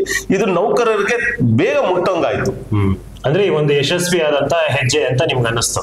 ಡೆಫಿನೆಟ್ ಆಗಿ ಸರ್. ಇದ್ರ ಮೂಲ ಉದ್ದೇಶ ಏನು ಸರ್? ಸರ್ ಖಂಡಿತ ಇಲ್ಲಿ ಮೂಲ ಉದ್ದೇಶ ಅಂದ್ರೆ ನಾವು ನಾವೆಲ್ಲರೂ ಸಾರ್ವಜನಿಕರೆಲ್ಲ ನೋಡಿದ ತಕ್ಷಣ ಬಸ್ ನೋಡಿದ ತಕ್ಷಣ ಅನ್ಕೊಂತಾರೆ ಗೌರ್ಮೆಂಟ್ ಬಸ್ಸು ಅಂತಾರೆ. ನಾವು ಈ ಕೆಲಸಕ್ಕೆಲ್ಲ ಬಂದಿದ್ದೆ ವಿಚಾರಕ್ಕೆ ಗೌರ್ಮೆಂಟ್ ಬಸ್ ಅಂದ್ರೆ ನಾವು ಗೌರ್ಮೆಂಟ್ ನೌಕರರು ಅನ್ಕೊಂಡ್ ಬಂದ್ವಿ. ಅದ್ರಲ್ಲಿ ಬಂದ ಮೇಲೆ ಗೊತ್ತಾಯ್ತು ಗೌರ್ಮೆಂಟ್ ಎಂಪ್ಲಾಯೀಸ್ ಇರುವಂತ ಸಂಬಳ ಆಗ್ಲಿ ಸವಲತ್ತುಗಳಾಗ್ಲಿ ನಮಗಿಲ್ಲ. ಸರ್ಕಾರಿ ನೌಕರರಲ್ಲಿ ಒಬ್ಬ ಚಾಲಕ ಹಬ್ಬ ಅಂದ್ರೆ ದಿನಕ್ಕೆ 50 ರಿಂದ 60 ಕಿಲೋಮೀಟರ್ ಗಾಡಿ ಅವ್ರ ಕಾರ್ ಓಡಿಸಿದ್ರೆ ಹೆಚ್ಚು. ಒಬ್ಬ ಅಧಿಕಾರಿಯನ್ನ ಮನೆಯಿಂದ ಆಫೀಸ್ ಕರ್ಕೊಂಡ್ ಬರ್ತಾರೆ, ಆಫೀಸಿಂದ ಅಲ್ಲಿ ಸುತ್ತಾಡ್ಸೋದು, ಅವ್ರ ಕಚೇರಿಗಳನ್ನ ಸುತ್ತಾಡ್ಸೋದು, ನಂತರ ಮನೆಗೆ ತಗೊಂಡೋಗ್ಬಿಟ್ರೆ ಅವ್ನ ಕೆಲಸ ಮುಗೀತು. ಅವ್ರಿಗಿರೋ ಸಂಬಳ ನಾವು ಈ ಏನು 60 ರಿಂದ 70 ಜನ ನಾವು ಪ್ಯಾಸೆಂಜರ್ಸ್ ಹಾಕೊಂಡು ಬೀದರ್ ಬಿಟ್ರೆ ಬೆಂಗಳೂರವರೆಗೂ ಆತ ಒಂದು ಕ್ಷಣಕ್ಕೂ ಕಣ್ಣನ್ನು ಮುಚ್ಚದೆ ಗಾಡಿ ಓಡಿಸ್ಕೊಂಡು ಇಷ್ಟು ರಿಸ್ಕ್ ಜಾಬ್ ಮಾಡೋರ್ಗೆ ಅವ್ರಿಗೆ ಒಬ್ಬ ಕಾರ್ ಡ್ರೈವರ್ಗೆ ಒಬ್ಬ ಬಸ್ ಡ್ರೈವರ್ ಕಂಪ್ಯಾರಿಸನ್ ಮಾಡಿದ್ರೆ ಆ ಸಂಬಳಗಳು ಗಜಾಂತರ ಇತ್ತು. ವೇತನದಲ್ಲಿ ತಾರತಮ್ಯ ಆಗೋದ್ರ ಜೊತೆಗೆ ಪ್ರತಿ ಬಾರಿ ಅಗ್ರಿಮೆಂಟ್ ಅನ್ನೋ ಒಂದು ವಿಚಾರ ಬಂದಿದ ತಕ್ಷಣನೇ ನಾವು ಸ್ಟ್ರೈಕ್ ಮಾಡ್ಬೇಕು ಸರ್. ಸ್ಟ್ರೈಕ್ ಮಾಡಿ 4 ದಿನ 5 ದಿನ ಬಸ್ ನಿಲ್ಸ್ಬೇಕು. ಬಸ್ ನಿಲ್ಸಿದ ಮೇಲೆ ನಾವು ಸರ್ಕಾರದ ಜೊತೆಲಿ ಈ ಏನು ಮಾನ್ಯತೆ ಪಡೆದ ಸಂಘಟನೆಗಳು ಇವರೇನ ಹೋಗಿ ಮಾತುಕತೆ ಮಾಡ್ಬೇಕು. ಆವಾಗ ಮಾತುಕತೆ ಮಾಡಿದಾಗ ಇವ್ರು ಕೇಳ್ಕೊಂಡು ಹೋಗೋದು 45% ಅಗ್ರಿಮೆಂಟ್ ಮಾಡ್ಬೇಕು ಅಂತ ಕೇಳ್ತಾರೆ. ನಾವು ಪಕ್ಷಿಗಳಂಗೆ ಸಾರಿಗೆ ನೌಕರು ಹಿಂಗೆ ಬಾಯಿ ಬಿಟ್ಕೊಂಡ್ ಮೇಲೆ ನೋಡ್ತಾನೆ ಇರ್ಬೇಕು. 40% ಆಗುತ್ತೆ, 35% ಆಗುತ್ತೆ, 40% ಆಗುತ್ತೆ ಅಂತ ನೋಡ್ಕೊಂಡೇ ಇರ್ಬೇಕು. ಆದ್ರೆ ಕೊನೆಗಾಗೋದು ಇವರು 10-12.5 ಈ ರೀತಿಯಲ್ಲಿ 2-2.5% 4 ವರ್ಷಕ್ಕೊಂದ್ಸಲಿ ಹತ್ಕೊಂಡ್ಬರ್ಬೇಕು. ಇಷ್ಟೇ ವಿಚಾರ ನಡೀತಾ ಇದ್ದಿದ್ದು. ಇದು ನಮ್ಗೆ ಯಾಕೋ ಇದು ಸರಿಯಾದ ಕ್ರಮ ಅಲ್ಲ. ಮತ್ತೆ ಈ ಸ್ಟ್ರೈಕ್ ಪ್ರತಿ ಬಾರಿ ಸ್ಟ್ರೈಕ್ ಆದಾಗ ನೋಡಿದ್ರೇನು ನಮಗೆ ನೌಕರರು ಯಾರು ಮುನ್ನೆಲೆಗೆ ಬರ್ತಾರೆ ಮತ್ತೆ ಬೇರೆ ಬೇರೆ ಕಾರಣಗಳಿಂದ ಇವರು ಏನಾದ್ರು ವೈಮನಸ್ಸುಗಳಿದ್ದಾರೆ ಅವ್ರನ್ನೆಲ್ಲ ಆ ಸಮಯ ನೋಡ್ಕೊಂಡು ಡಿಸ್ಮಿಸ್ ಮಾಡೋದು, ಸಸ್ಪೆಂಡ್, ಟ್ರಾನ್ಸ್ಫರ್ಗಳಾಗೋದು. ಯಾರು ಈ ಸ್ಟ್ರೈಕ್ ಮಾಡಕ್ ಮುಂದೆ ಬಂದವ್ರಿಗೆ ಒಂದ್ ಸ್ವಲ್ಪ ಹಿಂದಿನ ನಾಯಕರಿಗೂ ವೈಯಕ್ತಿಕ ದ್ವೇಷಗಳು ಇಲ್ಲಿ ಕೆಲಸ ಮಾಡಕ್ ಸ್ಟಾರ್ಟ್ ಮಾಡ್ಬಿಡ್ತವೆ. ಸೊ ಇದು ಸ್ಟ್ರೈಕ್ಗಳಾದಾಗ ಪ್ರತಿ ಬಾರಿ ಆದಾಗ ಕೆಲಸಗಳನ್ನ ಕಳ್ಕೋದು ನೌಕರರು. ನಮ್ಗೆ ಇದು ಯಾಕೆ ಬೇಕು 4 ವರ್ಷಕ್ಕೊಂದ್ಸಲಿ ಜಂಜಾಟ ಏನಕ್ಕೆ ಅಂತ ನಾವು ಒಂದು ಯೋಚನೆ ಮಾಡಕ್ ಸ್ಟಾರ್ಟ್ ಮಾಡಿದಾಗ ಇದೇನು ಬರೀ ನಮ್ಮ ಡಿಪಾರ್ಟ್ಮೆಂಟ್ ಅಲ್ಲಿ ಮಾತ್ರ ಇದೆ ನಾವು ಅನ್ಕೊಂಡಿದ್ವಿ. ಆಮೇಲೆ ನೋಡಿದ್ರೆ ಗೊತ್ತಾಯ್ತು ಸರ್ಕಾರದಲ್ಲಿ ನಮ್ 72 ನಿಗಮ ಮಂಡಳಿಗಳಿದೆ. 72 ನಿಗಮ ಮಂಡಳಿಗಳಲ್ಲಿ ಕೆಇಬಿ, BWSSB, KSRTC 3 ನಿಗಮಗಳನ್ನ ಬಿಟ್ರೆ ಬೇರೆ ಎಲ್ಲಾ ನಿಗಮ ಮಂಡಳಿಗಳು ಸರ್ಕಾರಿ ನೌಕರಿಗೆ ವೇತನ ಆಯೋಗದ ಮಾದರಿಯನ್ನೇ ಅಳವಡಿಸ್ಕೊಳ್ತಾರೆ. ಈ 3 ನಿಗಮ ಮಂಡಳಿಗಳು ಮಾತ್ರನೇ ಅಗ್ರಿಮೆಂಟ್ ಪದ್ಧತಿ ಮಾಡ್ಕೊಂತ ಇದ್ದಾರೆ. ಈ ಅಗ್ರಿಮೆಂಟ್ ಪದ್ಧತಿಯಲ್ಲಿ KSRTC ಮತ್ತೆ ಮಾತ್ರನೇ ಅತಿ ಕಡಿಮೆ ಸಂಬಳ ಇರೋದು. ಕೆಇಬಿ ಮತ್ತೆ BWSSB ಆಲ್ರೆಡಿ ಅವರು ಸರ್ಕಾರಿ ನೌಕರಿಗಿಂತ ಹೆಚ್ಚಿನ ವೇತನ ಪಡೆಯಕ್ಕೆ ಸ್ಟಾರ್ಟ್ ಆಗ್ಬಿಟ್ಟಿದ್ದಾರೆ. ಸೊ ಆದ್ರೆ KSRTC ಅಲ್ಲಿ ಮಾತ್ರ ಈ ಜಂಜಾಟ ಇರೋದು ಮುಷ್ಕರದಲ್ಲಿ. ಕೆಇಬಿ ನೀವು ಮುಷ್ಕರಗಳನ್ನ ನೋಡಲ್ಲ, ನೀವು ನೋಡಿರ್ಬೋದು. BWSSB ಅವರು ಮುಷ್ಕರ ಮಾಡಲ್ಲ, ಬಟ್ ಅವರು ಸರ್ಕಾರಿ ನೌಕರಿಗಿಂತ ಹೆಚ್ಚಿನ ವೇತನ ಪಡಿತಾ ಇದ್ದಾರೆ, ಸವಲತ್ತುಗಳನ್ನ ಪಡಿತಾ ಇದ್ದಾರೆ. ಸೊ ಆವಾಗ ನನ್ಗನ್ಸಿದ್ದೆ, ಯಾಕೆ ನಾವು 72 ನಿಗಮ ಮಂಡಳಿಗಳ ತರನೇ ನಾವು ಸರ್ಕಾರಿ ನೌಕರರಿಗಿಂತ ಹೆಚ್ಚಿಗೆ ಕೇಳಂತ ಪರಿಸ್ಥಿತಿ ಈಗ ಸದ್ಯಕ್ಕಂತೂ ಇಲ್ಲ. ಸರ್ಕಾರಿ ನೌಕರಿಗೂ ಸರಿಸಮಾನಾದ್ರೂ ಕೇಳ್ಕೊಂಡು ಹೋದ್ರೆ ಅದು ಒಂದು ನ್ಯಾಯಬದ್ಧವಾಗಿರುತ್ತೆ, ಸಮಾನತೆ ಹಕ್ಕಾಗಿರುತ್ತೆ, ಅದನ್ನ ಕೇಳ್ಬಹುದು ಅನ್ನೋದಕ್ಕೋಸ್ಕರ ನಾವು ಸರ್ಕಾರಿ ನೌಕರನಾಗಿ ಮಾಡಿ ಅಂತ ನಾವು ಒಂದು ಕೂಗ್ನ ಎತ್ತಿಸಿದ್ವಿ. ಅದಕ್ಕೆ ಸಂಬಂಧಪಟ್ಟಂಗೆ ಮಾಜಿ ಮುಖ್ಯಮಂತ್ರಿಗಳಾದ ಕುಮಾರಸ್ವಾಮಿ ಅವರು ಬೇರೆ ಹೇಳಿಕೆ ಕೊಟ್ಟಿದ್ರು. ಅದೇ ಸಮಯದಲ್ಲಿ ಆಂಧ್ರ ಪ್ರದೇಶದಲ್ಲಿ ಸಾರಿಗೆ ನೌಕರನ ಸರ್ಕಾರಿ ನೌಕರ ಅಂತ ಘೋಷಣೆ ಮಾಡಿದ್ರು. ಸೊ ಇದೆಲ್ಲ ನಮ್ಗೆ ಎಲ್ಲೋ ಒಂದ್ ಕಡೆ ಯಾವುದು ನಾವು ಸರಿಯಾದ ದಾರಿಯಲ್ಲಿ ಹೋಗ್ತಾ ಇದೀವಿ, ನಾವು ಇದನ್ನ ಮುಂದುವರ್ಸ್ಕೊಂಡು ಹೋಗ್ಬೋದು ಅನ್ನೋದು ಒಂದು ವಿಚಾರವಾಗಿ ನಾವು ಮುಂದುವರ್ಸ್ಕೊಂಡು ಬಂದ್ವಿ ಸರ್. ಆಗ್ಲಿ ಸರ್, ಈಗ ನೀವ್ ಹೇಳೋ ಪ್ರಕಾರ 72 ನಿಗಮ ಮಂಡಳಿ ಇದೆ. ಈ 72 ನಿಗಮ ಮಂಡಳಿಗಳಲ್ಲಿ ನಿಮ್ದು ಮಾತ್ರ ವೇತನದ್ದು ಏನು ತಾರತಮ್ಯ ಇದೆ ಅಂತ ಹೇಳ್ತಿದ್ದೀರಾ. ಅಂದ್ರೆ ಇದನ್ನ ಗೌರ್ಮೆಂಟ್ ನಡೆಸ್ತಾ ಇಲ್ವಾ, ಅಂದ್ರೆ ಸರ್ಕಾರ ನಡೆಸ್ತಾ ಇಲ್ವಾ, ಅಥವಾ ಹೆಂಗೆ ಸರ್ ಇದು? ಖಂಡಿತ ಸರ್, ಇಲ್ಲಿ ಸರ್ಕಾರಗಳು ಯಾವುದೇ ಸರ್ಕಾರ ಆಗಿರ್ಲಿ ಅವರು ಏನಂದ್ರೆ ಕೇಳುವಂತ ರೀತಿಗಳ ಮೇಲೆ ಹೋಗಿರುತ್ತೆ. ಈಗ KEBನೂ ಕೇಳುತ್ತೆ, KEBನೂ ಅವ್ರು ಅಲ್ಲೂ ಸಹ ಇದ್ದಾರೆ, BWSSB ಅವರು ಇದ್ದಾರೆ. ಆದ್ರೆ ಅವರೆಲ್ಲಾ ನೌಕರರು ಒಗ್ಗಟ್ಟಾಗಿ ನಿಂತ್ಕೊಂಡು ಒಂದು ಇಷ್ಟು ವೇತನ ಬೇಕು ಅಂತ ಕೇಳಿದ ತಕ್ಷಣನೇ ಸರ್ಕಾರಗಳು ನಿಮಿಷನೇ ಯೋಚನೆ ಮಾಡಿದ್ರೆ ಅಷ್ಟು ಸಂಬಳಗಳನ್ನ ಅವ್ರು ಕೊಡ್ತಾ ಇದ್ದಾರೆ. ಆ KEBನೂ ಲಾಸ್ ಅಲ್ಲಿ ಇದೆ. ಕಳೆದ 3 ವರ್ಷದಿಂದನೇ ಸುಮಾರು 29,000 ಕೋಟಿಯಷ್ಟು ಲಾಸ್ ಅಲ್ಲಿ ಇತ್ತು. ಆದ್ರೆ ಸರ್ಕಾರ ಕಳೆದ ಬಾರಿ 2023ರಲ್ಲಿ ಅವ್ರಿಗೆ 20% ಫಿಟ್ಮೆಂಟ್ ನ ಕೊಡ್ತು. ಈ ರೀತಿಯಲ್ಲಿ ಮತ್ತೆ BWSSB ಅವರು ಕೇಳ್ತಾ ಇದ್ರು, ಅವ್ರಿಗೆ ಇಂಟೀರಿಯಂ ಸರ್ಕಾರಿ ನೌಕರರಿರುವ ಮಧ್ಯಂತರ ಪರಿಹಾರ ಕೊಟ್ಟು ಅವ್ರನ್ನು ಸುಮ್ಮನೆ ಹಾಕ್ಸಿದ್ದಾರೆ. ಸೊ ಅಲ್ಲಿ ತನ್ನದೇ ಆದ ಒಂದು ಸಂಘಟನೆ ಇದೆ ಸರ್, ಒಂದು ಕಾರ್ಮಿಕ ಸಂಘಟನೆ ಇದೆ ಅಲ್ಲಿ. ಅಂದ್ರೆ ಇವಾಗ ನೀವು ಹೇಳೋ ಪ್ರಕಾರ ಇದೆಲ್ಲ ಸರ್ಕಾರದ ಅಧೀನದಲ್ಲಿದೆ, ಆದ್ರೆ ಸರ್ಕಾರ ನಡೆಸ್ತಾ ಇಲ್ಲ. ಸರ್ಕಾರ ಎಲ್ಲಾದ್ರ ಮೇಲೇನು ನಡೆಸೋದು ಸರ್ಕಾರನೇ. ಯಾರು ಸರ್ಕಾರವನ್ನ ಹೊರತುಪಡಿಸಲ್ಲ ಇರೋದು. ಇದೆಲ್ಲ ಸರ್ಕಾರ ಸ್ವಾಮ್ಯದಲ್ಲಿರೋ ಒಂದು ಸೇವೆ ವಲಯಗಳಿವೆಲ್ಲ. ಸೇವಾ ವಲಯಗಳಲ್ಲಿ ಇರಬೇಕಾದ್ರೆ ಇವ್ರಿಗೆ ಸರ್ಕಾರಗಳು ಅನುದಾನಗಳನ್ನ ಕೊಡೋದು, ಸ್ಕೀಮ್ಗಳನ್ನ ಕೊಡೋದು ಎಲ್ಲಾನು ಮಾಡ್ಕೊಂಡು ಬರೋದು ಸರ್ಕಾರಗಳೇ. ಬಟ್ ಇದು ನಿಗಮ ಮಂಡಳಿಗಳಂತ ಮಾಡ್ಕೊಂಡಿದೆ. 72 ನಿಗಮ ಮಂಡಳಿಗಳಲ್ಲಿ ನಾವೆಲ್ಲರೂ ಸೇರ್ಕೊಂಡು 72 ನಿಗಮ ಮಂಡಳಿಗಳು ಇದಾವೆ ಸರ್. ಸರ್, ಈಗ ನೀವು ಸಂಘಟನೆ ಪ್ರಾರಂಭ ಮಾಡೋದಕ್ಕೆ ಮೂಲ ಉದ್ದೇಶ ಈ 6ನೇ ವೇತನ ಆಯೋಗ ಅಂತ ಹೇಳಿದ್ರಿ. ಈ 6ನೇ ವೇತನ ಆಯೋಗ ಅಂದ್ರೆ ಏನ್ ಸರ್? ಸರ್, ಇಲ್ಲಿ ನಾನು ಸರ್ಕಾರಿ ನೌಕರರಾಗಬೇಕು, ಸರ್ಕಾರಿ ಸವಲತ್ತುಗಳನ್ನ ಪಡಿಬೇಕು ಅನ್ನೋದಕ್ಕೆ ವಿಚಾರ ಬಂದಾಗ ಸರ್ಕಾರಿ ನೌಕರರಿಗೆ ಮೊದಲನೇದಾಗಿ ಈ ವೇತನ ಆಯೋಗಗಳು ಫಿಕ್ಸ್ ಆಗ್ತವೆ. ಈ ವೇತನ ಆಯೋಗಗಳು ಹೆಂಗಿರ್ತವೆ ಅಂದ್ರೆ ಇದು ಸಂಪೂರ್ಣವಾಗಿ ವೈಜ್ಞಾನಿಕವಾಗಿ ಈ ಕಾಲಘಟ್ಟದಲ್ಲಿ ಈಗಿನ ಪರಿಸ್ಥಿತಿಗೆ ಅನುಗುಣವಾಗಿ ಬೆಲೆ ಏರಿಕೆಗಳಿಗೆ CPI ಇಂಡೆಕ್ಸ್ ಅನ್ನೋ ಒಂದು ವೈಜ್ಞಾನಿಕ ಮಾದರಿಗಳನ್ನ ಇಟ್ಕೊಂಡು ಅವರು ವೇತನಗಳು ಭತ್ಯೆಗಳನ್ನೆಲ್ಲ ಫಿಕ್ಸ್ ಮಾಡ್ತಾರೆ. ಆದ್ರೆ ನಮ್ಮ ಸಂಸ್ಥೆಯಲ್ಲಿ ಆತರ ಇಲ್ಲ. ಪ್ರತಿ 4 ವರ್ಷಕ್ಕೊಂದ್ಸಲಿ ಹೋಗೋದು, 45% ಕೇಳೋದು, ನಾವು ಅಳ್ದು ತೂಗೋದು, 3-4 ದಿನ ಹಗ್ಗ ಜಗ್ಗಾಟ. ಮೊನ್ನೆ ನಮ್ಮ ಹಿರಿಯ ನಾಯಕರು ಒಬ್ರು ಬಂದು ಹೇಳ್ತಾ ಇದ್ರು, ಬೆಳಗಿನ ಜಾವ 6 ಗಂಟೆಲಿ ಕೂತ್ಕೊಂಡು 2 ಗಂಟೆಲೆಲ್ಲ ಕೂತ್ಕೊಂಡು ಮಾತಾಡ್ತಾ ಇದ್ವಿ ಅಂತ. ಯಾವ ಸರ್ಕಾರಿ ನೌಕರು 2 ಗಂಟೆ 3 ಗಂಟೆಲಿ ಕೂತ್ಕೊಂಡು ಮಾತುಕತೆ ಮಾಡಿಲ್ಲ ಸರ್. ಮಾತಾಡುವಂತ ಅವಶ್ಯಕತೆ ಅವ್ರಿಗಿಲ್ಲ. ಯಾಕಂದ್ರೆ ಎಲ್ಲಾ ರೀತಿಯಲ್ಲೂ ಒಂದು ಆಯೋಗ ರಚನೆ ಆಗುತ್ತೆ, ಅದಕ್ಕೆ ಸಂಬಂಧಪಟ್ಟ IAS ಅಧಿಕಾರಿಗಳು ಅವರೆಲ್ಲರೂ ಕೂತ್ಕೊಂಡು ಅದಕ್ಕೊಂದು ಕಮಿಟಿ ರಚನೆ ಆಗಿ ಎಲ್ಲದನ್ನು ಲೆಕ್ಕಾಚಾರ ಮಾಡಿ ಅವ್ರು ವೈಜ್ಞಾನಿಕವಾಗಿ ಫಿಕ್ಸ್ ಮಾಡಿಕೊಟ್ಬಿಡ್ತಾರೆ. ಅದ್ರ ಮೇಲೆ ಸರ್ಕಾರಗಳು ಲಾಭ ನಷ್ಟಗಳನ್ನ ನೋಡ್ಕೊಂಡು ಒಂದು ಫಿಕ್ಸ್ ಮಾಡ್ಕೊಡ್ತಾರೆ. ಈಗ ನೋಡಿ, 7ನೇ ವೇತನ ಆಯೋಗದಲ್ಲಿ ಆಯೋಗ ಕೊಟ್ಟಂತ 27.5% ನ ಮುಖ್ಯಮಂತ್ರಿಗಳ ಸಿದ್ದರಾಮಯ್ಯ ಸರ್ಕಾರನವರು ಹಂಗೆ 27% ಹಂಗೆ ಕೊಟ್ಟು ಫಿಟ್ಮೆಂಟ್ ಕೊಟ್ರು. ಸೊ ನಾವು ಅದೇ ರೀತಿಯಲ್ಲಿ ವೈಜ್ಞಾನಿಕ ಮಾದರಿಯನ್ನು ಫಿಕ್ಸ್ ಮಾಡಿ ಈಗಿನ ಬೆಲೆ ಏರಿಕೆಗೆ ಅನುಗುಣವಾಗಿ ನಮಗೆ ಬೆಲೆ ಏರಿಕೆಗಳಿಗೆ ತಕ್ಕಂತೆ ನಮಗೆ ಸಂಬಳಗಳನ್ನ ಫಿಕ್ಸ್ ಮಾಡುವಂತ ಒಂದು ವೈಜ್ಞಾನಿಕ ಮಾದರಿಯನ್ನ ತಗೊಂಬನ್ನಿ ಅನ್ನೋದೇ ಇದೊಂದು ವೇತನ ಆಯೋಗ ಸರ್. ಸರ್, ಈಗ ನೀವು ಹೇಳೋ ಪ್ರಕಾರ ನಿಮ್ಮ ನಿಗಮದಲ್ಲಿ 10 ಸಂಘಟನೆಗಳು ಇರೋದೇ ನಿಮ್ ಪ್ರಕಾರ ಪ್ರಾಬ್ಲಮ್. ಯಾಕೆಂದ್ರೆ ನೀವು ಒಂದು ಉಲ್ಲೇಖ ಮಾಡಿದ್ರಿ, ಬೇರೆ ನಿಗಮಗಳಲ್ಲಿ ಒಂದೇ ಸಂಘಟನೆ ಇದೆ, ಅವರೆಲ್ಲ ಒಗ್ಗಟ್ಟಿಂದ ಇದ್ದಾರೆ, ಅಂದ್ರೆ ನಿಮ್ಮಲ್ಲಿ ಒಗ್ಗಟ್ಟಿಲ್ಲ ಅಂತನಾ? ಖಂಡಿತ ಸರ್. ಯಾಕಂದ್ರೆ ಪ್ರಸ್ತುತ ಈಗ 9 ಸಂಘಟನೆಗಳು ಈಗ ಕೆಲಸ ನಿರ್ವಹಿಸ್ತಾ ಇದ್ದೇವೆ ನಮ್ಮ ಸಂಸ್ಥೆಯಲ್ಲಿ. ಅದಕ್ಕಿಂತ ನಾವು ಪ್ರಸ್ತುತ ಅಂದ್ರೆ ನಾವು ಕೂಟ ಕಟ್ಟೋದಕ್ಕೆ ಮೊದಲು 6-7 ಇದ್ವು. 6-7 ಸಂಘಟನೆಗಳು. ಇವರು ಹೆಂಗಂದ್ರೆ ಈ ಕೂಟ ಹುಟ್ಟೋದಕ್ಕೆ ಮೊದಲು ಇವರೆಲ್ಲ ಕಿತ್ತಾಡ್ತಾ ಇದ್ರು. ನೀವು ಒಂದು ವಿಚಾರ ನಿಮ್ಗೆ ಹೇಳ್ಬೇಕು ಅಂದ್ರೆ, ನೀವು ರಮೇಶ್ ಅವ್ರದ್ದೊಂದು ಸಿನಿಮಾ ಬಂದಿತ್ತು, ನೀವು ತುತ್ತಮುತ್ತ ಅನ್ನೋ ಒಂದು ಫಿಲಂ ಬಂದಿತ್ತು, ನೀವು ನೋಡಿರ್ಬೇಕಾಗಿತ್ತು. ಅತ್ತೆ ಸೊಸೆ ಕಿತ್ತಾಡ್ತಾ ಇರ್ತಾರೆ, ಅತ್ತೆ ಸೊಸೆನೆ ಕಿತ್ತಾಡ್ತಾ ಇರ್ಬೇಕು ಸಮಯದಲ್ಲಿ. ಆದ್ರೆ ಅದಕ್ಕೆ ಇನ್ನೊಂದು ಮಹಿಳೆ ಬಂದು ಎಂಟ್ರಿ ಆಗಿದ ತಕ್ಷಣನೇ ಅತ್ತೆ ಸೊಸೆ ಅಮ್ಮ ಮಗಳಾಗ್ಬಿಡ್ತಾರೆ. ಸೊ ಇವ್ರು ಮೊದಲು ಕೂಟ ಹುಟ್ಟೋದಕ್ ಮೊದಲು ಇವ್ರವರೇ ಕಿತ್ತಾಡ್ತಾ ಇದ್ರು. ಇವ್ರ ಕಾಲ ಅವ್ರು ಎಳಿತಾ ಇದ್ರು, ಅವ್ರ ಕಾಲ ಇವ್ರು ಹೇಳ್ಕೊಂಡಿದ್ರು.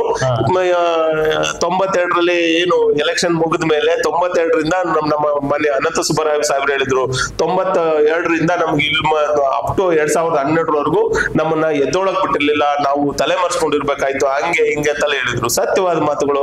ಆದ್ರೆ ಇದನ್ನೆಲ್ಲಾನು ನಾವು ನೋಡ್ಬೇಕಾದ್ರೆ ಈ ಸಂಸ್ಥೆಯಲ್ಲಿ ಇಷ್ಟು ಸಂಘಟನೆಗಳಿರೋದೇ ಸಮಸ್ಯೆ. ಬೇರೆ ನಿಗಮ ಮಂಡಳಿಗಳಲ್ಲಿ ಈ ಸಮಸ್ಯೆಗಳಿಲ್ಲ. ಒಂದೇ ಸಂಘಟನೆ ಇರುತ್ತೆ, ಒಂದೇ ಸಂಘಟನೆ ಅವರು ಬೇಡಿಕೆಯನ್ನು ತಗೊಂಡೋಗಿ ಸಮಸ್ತ ನೌಕರ ಪರವಾಗಿ ಇಡ್ತಾರೆ, ಆದ್ರಿಂದ ಅಲ್ಲಿ ಅವರ ಕೆಲಸಗಳು ನಡೀತವೆ. ನಮ್ಗೆ ಈ ತರ ಇದಾಗ್ತೋ ನಾನಾ ಸಂಘಟನೆಗಳಿರೋದ್ರಿಂದ ಎತ್ತೇರಿ ಕೇಳಿದ್ರೆ ಕೋಣ ನೀರಿಗೆ ಬೀಳ್ತಾ ಇದೆ. ಸೊ ಆ ನಿಟ್ಟಿನಲ್ಲಿ ಈ ಸಮಸ್ಯೆಗಳಿರೋದು. ಈಗ ನೌಕರ ಕೂಟ ಅನ್ನೋದು ಒಂದು ವಿಚಾರ, ಮತ್ತೆ ನಾವೆಲ್ಲ ಸೇರ್ಕೊಂಡು ಒಕ್ಕೂಟ ರಚನೆ ಮಾಡ್ಕೊಂಡಿರೋದು ನಮಗೆ ಈ ಸಮಸ್ಯೆಗಳ ಜಂಜಾಟಗಳ ರಹಿತವಾಗಿ ವೈಜ್ಞಾನಿಕ ಮಾದರಿಯಲ್ಲಿ ವೇತನಗಳನ್ನ ಫಿಕ್ಸ್ ಮಾಡ್ಕೊಡ್ಬೇಕು ಅನ್ನೋದು ನಮ್ಮ ವಿಚಾರ ಇಟ್ಕೊಂಡು ಮುಂದೆ ಹೋಗ್ತಾರೆ ಸರ್. ಅಲ್ಲ, ತುಂಬಾ ಚೆನ್ನಾಗಿ ಅತ್ತೆ ಸೊಸೆನ ಕಂಪೇರ್ ಮಾಡ್ಕೊಂಡ್ರಿ. ಈಗ ನಿಮ್ ಪಾತ್ರ ಏನದ್ರಲ್ಲಿ? ನನ್ನ ಪಾತ್ರ ಅನ್ನೋದಕ್ಕಿಂತನೂ ನನಗೆ ಬಂದಿರೋದೇನಂದ್ರೆ ನ್ಯಾಯ ಒದಗಿಸ್ಕೊಡ್ಬೇಕು.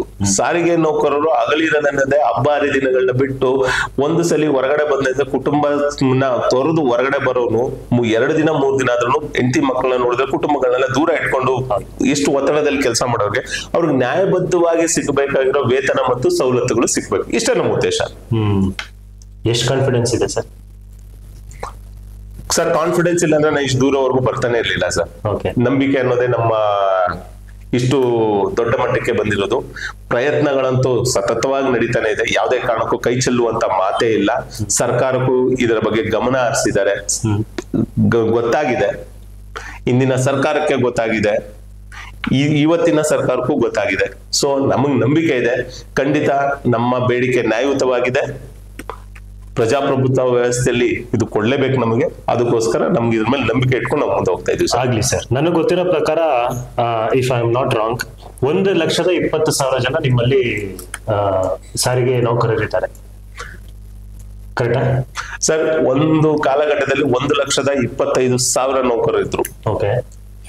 ಕಾಲಾಂತರಗಳಿಂದ ಇಂದಿನ ಸರ್ಕಾರಗಳು ನೇಮಕಾತಿಗಳನ್ನ ಮಾಡ್ಕೊಳ್ಳದೆ ಇರೋದ ಕಾರಣ, ಮತ್ತೆ ನಿವೃತ್ತಿ ಆದವರು, ಮತ್ತೆ ಅನ್ಯ ಕಾರಣಗಳಿಂದ ನಿಧನ ಹೊಂದಿರೋರೆಲ್ಲ ಇದಾಗಿ 1,04,000 ಇಳಿದೋಗಿತ್ತು. ಓಕೆ. 2016, 18, 19 ಲಾಸ್ಟ್ ರಿಕ್ರೂಟ್ಮೆಂಟ್ ಆಗಿದ್ದು ಅನ್ಸುತ್ತೆ. ಅಲ್ಲಿಂದ ಮುಂದಕ್ಕೆ ರಿಕ್ರೂಟ್ಮೆಂಟೇ ಆಗಿರ್ಲಿಲ್ಲ, ನೇಮಕಾತಿಗಳು ನಡೆದಿರ್ಲಿಲ್ಲ. ಯಾವುದೇ ಒಂದು ಬಸ್ಗಳ ಖರೀದಿ ಆಗ್ಲಿ ಏನು ಇಲ್ದಿರ ಒಂದು ತಟಸ್ಥ ನಿಲುವು ಕೊಟ್ಟೋಗಿತ್ತು. ಕೋವಿಡ್ ಕಾರಣ ಅಂತ ಹೇಳ್ತಾ ಇದ್ರು. ಕೋವಿಡ್ ಕಾರಣ ತೋರಿಸ್ಕೊಂಡು ಸಂಸ್ಥೆ ಸಂಪೂರ್ಣವಾಗಿ ಒಂದು ನಿಂತು ನೀರಾಗೋಗಿತ್ತು. ಈಗ ಮಹಿಳೆ ಸಬಲೀಕರಣ ಹೆಸರಲ್ಲಿ ಶಕ್ತಿ ಯೋಜನೆ ಇದೆಯಲ್ಲ ಸರ್, BMTC KSRTCಗೆ ಅಗಾಧವಾದ ಶಕ್ತಿ ಬಂದಿದೆ ಅಂತ ಜನರು ಮಾತಾಡ್ತಾ ಇದ್ದಾರೆ. ಸಿದ್ದರಾಮಯ್ಯ ಅವರು ಎದೆ ತಟ್ಕೊಂಡು ಹೇಳ್ಕೊತಿದ್ದಾರೆ. ಖಂಡಿತ ಖಂಡಿತ. ಇದು ಯಾರು ಏನಂತಾರೋ ಗೊತ್ತಿಲ್ಲ. ನಾನಂತೂ ಶಕ್ತಿ ಯೋಜನೆ ಅಂತ ಒಂದು ಅದ್ಭುತವಾದ ಶಕ್ತಿ ನೀಡುವಂತ ಒಂದು ಯೋಜನೆಯನ್ನ ಸರ್ಕಾರ ನಮಗೆ ಕೊಟ್ಟಿದ್ದು ನಮ್ಮ ಭಾಗ್ಯ ಅಂತಾನೆ ಅನ್ಕೊಳ್ತೀನಿ. ಹೌದಾ? ಖಂಡಿತ. ಇದರಿಂದ ನಮಗೆ ಒತ್ತಡ ಜಾಸ್ತಿ ಆಗಿದೆ, ಇಲ್ಲ ಅಂತ ಹೇಳಿಲ್ಲ. ನಮ್ಮ ಚಾಲಕರು ಇರ್ಬೋದು, ನಿರ್ವಾಹಕರು ಇರ್ಬೋದು, ನಮ್ಮ ತಾಂತ್ರಿಕ ಸಿಬ್ಬಂದಿ, ಮತ್ತೆ ನಮ್ಮ ಅಧಿಕಾರ ವರ್ಗದವ್ರಿಗೆಲ್ಲ ಒಂದು ಒತ್ತಡ, ಕೆಲಸದ ಒತ್ತಡ ಜಾಸ್ತಿ ಆಗಿದೆ. ಆದ್ರೆ ಸಂಸ್ಥೆ ಒಂದು ಕಾಲಘಟ್ಟದಲ್ಲಿ ತಿಂಗಳಿಗೆ 2 ಸಲ ಸಂಬಳ ಕೊಡುವಂತ ಪರಿಸ್ಥಿತಿ ಕೊಟ್ಟೋಗಿತ್ತು. ತಿಂಗಳ ಸಂಬಳ 2 ಸಲ ಕೊಡೋಂಗಾಗುತ್ತೆ. ಆ ಪರಿಸ್ಥಿತಿಗೆ ಹೋದಾಗ ಮತ್ತೆ ಯಾವುದೇ ನೇಮಕಾತಿಗಳಿರ್ಲಿಲ್ಲ. ಬಸ್ಗಳೆಲ್ಲ ಸ್ಕ್ರಾಪ್ ಆದ್ರೂ ಅದೇ ಬಸ್ಗಳನ್ನ ರೆಡಿ ಮಾಡಿ ಓಡಿಸುವಂತ ಪರಿಸ್ಥಿತಿಗಳಿತ್ತು. ಆ ರೀತಿ ಎಲ್ಲ ಆರ್ಥಿಕ ಸಂಕಷ್ಟದಲ್ಲಿದ್ದಾಗ ಶಕ್ತಿ ಯೋಜನೆಯ ಮುಖಾಂತರ ನಮ್ಗೆ ಒಂದು ರೀತಿ ನಾವು ಎಲ್ಲ ಏನ್ ಕೇಳ್ತಾ ಇದೀವಿ, ನಮ್ಗೆ ಸಬ್ಸಿಡಿ ಕೊಡಿ, ಅನುದಾನಗಳನ್ನ ಕೊಡಿ ಅಂತ ಕೇಳ್ತಾ ಇತ್ತು. ಆದ್ರೆ ಮೊನ್ನೆ ಸಿದ್ದರಾಮಯ್ಯ ಸಾಹೇಬ್ರ ಸರ್ಕಾರಗಳು ನಿಮ್ಗೆ ನೀವ್ ಯಾಕ್ರಪ್ಪ ಭಿಕ್ಷೆ ಬಿಡ್ತೀರಾ, ನಾವೇ ನಿಮ್ಗೆ ಕೈ ಕೆಲಸ ಕೊಡ್ತೀವಿ, ಕೆಲಸ ಮಾಡಿ ನೀವು ಗೌರವವಾಗಿ ಹಣ ಕೇಳಿ ಅನ್ನೋ ಮಟ್ಟಕ್ಕೆ ಅವ್ರು ಮಾಡ್ಕೊಟ್ರು ನಮ್ಗೆ. ಆದ್ರಿಂದ ನಮ್ಗೆ ಏನಾಗಿದೆ, ನಾವು ದುಡಿತಾ ಇದೀವಿ, ನಮ್ಗೆ ದುಡಿತಕ್ಕೆ ಪ್ರತಿಫಲವಾಗಿ ನಮ್ಗೆ ಅವರು ದುಡ್ಡನ್ನ ಕೊಡ್ತಾ ಇದ್ದಾರೆ. ಸೊ ನಮಗೆ ಸಬಲೀಕರಣ, ಮಹಿಳೆಯರಿಗೆ ಸಬಲೀಕರಣ ಮಾಡ್ಕೊಟ್ರ ಇಲ್ವೋ, ಸಾರಿಗೆ ಸಂಸ್ಥೆಗಳಿಗೆ ಸಬಲೀಕರಣ ಅಂತ ಮಾಡ್ಕೊಟ್ಟವ್ರೆ. ಸೊ ಅದಾದ್ಮೇಲೆ ಅದಕ್ಕೆ ತಕ್ಕಂಗೆ ನಮಗೆ ನೇಮಕಾತಿಗಳನ್ನ ಶುರು ಮಾಡಿದ್ದಾರೆ ಸರ್. 1,04,000 ಹೋಗಿದ್ದು ಈಗ 1,08,365 ಜನ ಎಂಪ್ಲಾಯೀಸ್ ಆಗಿದ್ದಾರೆ ಸರ್. ಸುಮಾರು 1,09,000 ನೌಕರು ಬಂದವ್ರೆ. ಇನ್ನೂ ರಿಕ್ರೂಟ್ಮೆಂಟ್ಸ್ ನಡೀತಾನೆ ಇದೆ. ಸೊ ಒಂದ್ ಹಂತಕ್ಕೆ ಮತ್ತೆ ನಮ್ಮ 1,20,000 ಗಡಿ ಮತ್ತೆ ಹತ್ರ ಬರ್ತಾ ಇದೆ. ಮತ್ತೆ ನಾನಾ ರೀತಿಯ ಬಸ್ಗಳ ಖರೀದಿ ಮಾಡ್ಕೊಡ್ತಾ ಇದ್ದಾರೆ, ಬೇರೆ ಬೇರೆ ರೀತಿಯ ಅನುದಾನಗಳನ್ನ ಕೊಡ್ತಾ ಇದ್ದಾರೆ. ಸೊ ಇದರಿಂದ ಮತ್ತೆ ಗತವೈಭವಕ್ಕೆ ಸಾರಿಗೆ ಸಂಸ್ಥೆಗಳು ಬರ್ತಾ ಇದ್ದಾರೆ ಸರ್. ಸರ್, ಇಷ್ಟೆಲ್ಲ ಗತವೈಭವದಲ್ಲಿ ಸಾರಿಗೆ ನಿಗಮ ಇರುವಾಗ ಈ ಪ್ರತಿಪಕ್ಷಗಳು ಅದನ್ನ ತುಂಬಾ ಟೀಕೆ ಮಾಡ್ತಿದಾರಲ್ಲ, ಯಾಕೆ ಸರ್? ರಾಜಕೀಯ ನಮಗ್ ಬೇಡ, ಆದ್ರೆ ರಾಜಕೀಯ ವಿಚಾರಕ್ಕೆ ನಾವು ಹೋಗೋದು ಬೇಡ. ಅವ್ರು ಮಾಡ್ಕೊಳ್ತಾನೆ ಇಲ್ಲಿ. ಯಾಕಂದ್ರೆ 2004ರಿಂದ ಇಲ್ಲಿವರೆಗೂ ನಾನು ಒಬ್ಬ ನೌಕರನಾಗಿ ಸಂಸ್ಥೆ ನಡೆದು ಬಂದ ಹಾದಿ ಮತ್ತೆ ನಡೀತಾ ಇರೋ ರೀತಿ ಎಲ್ಲ ನನಗೆ ಗೊತ್ತಿರೋದ್ರಿಂದ ಎಲ್ಲಾ ವಿಚಾರಗಳು ಗೊತ್ತಿರೋದ್ರಿಂದ ನಾನು ಹೇಳ್ತಾ ಇದ್ದೀನಿ, ಈ ಸಮಯದಲ್ಲಿ ನಮಗೆ ಹೆಂಗಪ್ಪ ಮುಂದಿನ ಭವಿಷ್ಯನೇ ಇದೆಯಾ ಇಲ್ವಂತ ಸಂಸ್ಥೆಗೆ ಅನ್ಕೋಬೇಕಾದ್ರೆ ಈಗ ಎಲ್ಲೋ ಒಂದ್ ಕಡೆ ಅವಪ್ಪ ಸಂಸ್ಥೆ ಮತ್ತೆ ಯಥಾಸ್ಥಿತಿಗೆ ಬರ್ತಾ ಇದೆ, ಮತ್ತೆ ಸಂಸ್ಥೆಯಿಂದ ನಮಗೂ ಭವಿಷ್ಯ ಇದೆ, ನೌಕರಿಗೂ ಭವಿಷ್ಯ ಇದೆ, ಸಂಸ್ಥೆಗೂ ಭವಿಷ್ಯ ಇದೆ ಅಂತ ತಿಳ್ಕೊಂಡಾಗ ನಮ್ಗೆ ಇದು ಈ ಯೋಜನೆ ಮತ್ತೆ ಸರ್ಕಾರದ ಮೇಲೆ ನಮ್ಗೆ ಭರವಸೆ ಇದೆ ಸರ್. ಸರ್, ಈಗ ಪ್ರಸ್ತುತ ಸಾರಿಗೆ ಸಚಿವರು ರಾಮಲಿಂಗಾರೆಡ್ಡಿ ಅವರು ಇದಾರಲ್ಲ, ಅವರು ನೌಕರರಿಗೆ ಯಾವಾಗ್ಲೂ ಬೆನ್ನೆಲುಬಾಗಿ ನಿಂತ್ಕೋತಾರೆ ಅನ್ನೋದೊಂದು ಮಾತಿದೆ. ಇದ್ರ ಬಗ್ಗೆ ನೀವೇನ್ ಹೇಳ್ತೀರಿ? ಸರ್, ಸಾರಿಗೆ ಸಚಿವರಾದ ರಾಮಲಿಂಗಾರೆಡ್ಡಿ ಸಾಹೇಬ್ರ ಬಗ್ಗೆ ಹೇಳ್ಬೇಕಾದ್ರೆ ಇವರು ಸುಮಾರು ಒಂದು 40ರಿಂದ 45 ವರ್ಷಗಳ ರಾಜಕೀಯ ಅನುಭವ ಉಳ್ಳವರು. ಮತ್ತೆ ಇದು 2ನೇ ಬಾರಿ ಇವರು ನಮ್ಗೆ ಸಾರಿಗೆ ಸಚಿವರಾಗಿ ಬರ್ತಾ ಇರೋದು. ಇವರಿಗೆ ಅನುಭವ ಮತ್ತು ಇದರ ಭವಿಷ್ಯ ಎರಡನ್ನೂ ಮುನ್ನೆ ಇಟ್ಕೊಂಡು ಅವ್ರು ಕೆಲಸ ಮಾಡ್ತಾ ಇರೋರು. ಸೊ ಅವ್ರಿಗೆ ಗೊತ್ತು ಸಂಸ್ಥೆಗೆ ಏನ್ ಮಾಡ್ಕೊಟ್ರೆ ನೌಕರರಿಗೆ ಅದರ ಉಪಯೋಗ ಆಗುತ್ತೆ, ಸವಲತ್ತುಗಳು ಸಿಗುತ್ತೆ, ಮತ್ತೆ ಸಂಸ್ಥೆ ಅಭಿವೃದ್ಧಿ ಕಡೆ ಹೋಗುತ್ತೆ ಅನ್ನೋದನ್ನ ಅವ್ರ ಯೋಚನೆಗಳನ್ನ ಮತ್ತೆ ಯೋಜನೆಗಳನ್ನ ಮಾಡ್ಕೊಂಡೆ ಅವ್ರು ಕೆಲಸ ಮಾಡ್ತಾ ಇರೋದ್ರಿಂದ ನೌಕರರಿಗೆ ಎಲ್ಲ ಭವಿಷ್ಯದಲ್ಲಿ ಮತ್ತೆ ಈಗ ಪ್ರಸ್ತುತದಲ್ಲೂ ಒಂದು ನೆಮ್ಮದಿಯಾಗಿ ಒಂದು ಹಂತದಲ್ಲಿ ಇರೋ ತರ ಆಗಿದೆ. ಇನ್ನು ವೇತನದ ವಿಚಾರ ಮತ್ತೆ ಬೇರೆ ಇತರ ಸವಲತ್ತುಗಳು ಬಂದಾಗ ಅದನ್ನ ಕೇಳಿ ಪಡ್ಕೊಂಡು ಮಾತುಕತೆ ಮೂಲಕ ಚರ್ಚೆ ಮಾಡಿ ತಗೊಂಡ್ರೆ ಅದು ಒಂದು ಪ್ರಣಾಳಿಕೆ ಅಂತ ಒಂದು ಭರವಸೆ ಕೊಟ್ಟವ್ರೆ. ಅದ್ರ ಮೇಲೆ ನಮ್ಗೆ ಈಡೇರಿಸಿದ್ರೆ ನಾವಂತೂ ಸರ್ಕಾರನ ಮತ್ತು ಸಚಿವರಾದ ರಾಮಲಿಂಗಾರೆಡ್ಡಿ ಸಾಹೇಬ್ರನ್ನ ನಾವು ಮನೆ ದೇವ್ರ ಇಡೋ ಫೋಟೋ ಇಡೋ ಜಾಗದಲ್ಲಿ ಅವ್ರ ಫೋಟೋ ಇಟ್ಕೊಂಡು ನಾವು ಸರ್ಕಾರವನ್ನ ಪೂಜಿಸ್ತೀವಿ ಅಂತ ನಾವು ಹೇಳಕ್ಕೆ ಇಷ್ಟಪಡ್ತೀನಿ ಸರ್.